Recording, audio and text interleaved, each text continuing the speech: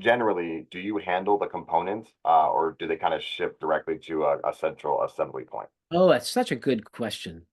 Man, the discussion, and we have a great expert, a guy named Tom Williams on board. He has 20 years experience with Ventura Wind in every aspect of the company.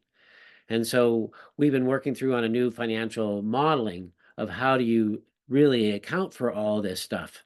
And it's a complex little world. So in Barbados, which is one of our biggest markets, I'll give you this as an example.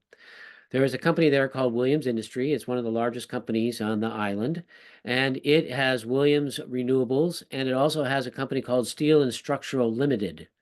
And we visited Steel and Structural, and they can make much of our turbine right there. They have the ability to take the steel tube for the arms and cut them and drill the holes in the right places. They have the ability to cut the holes in the blades. They have the ability to cut the holes in the tower components.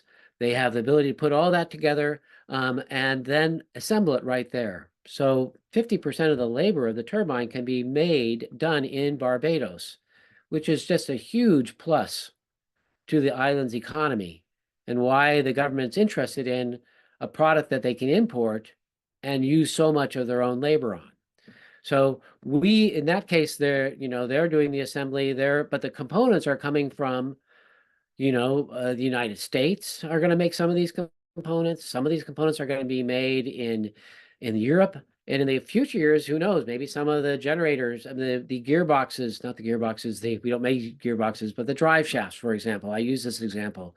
India, for example, has an enormously competitive, high quality ability to make steel components. They can make the drive shaft there, put on the rings, and ship them anywhere in the world. Now you're ordering thousands of drive shafts from a single supplier. You can go to other suppliers, but now your price can significantly drop. You still have to bring the drive shaft from someplace in the world to the assembly facility because most places do not make drive shafts. They do not handle a 3,000 pound piece of metal, forge it, and then machine it to the exactness that we need.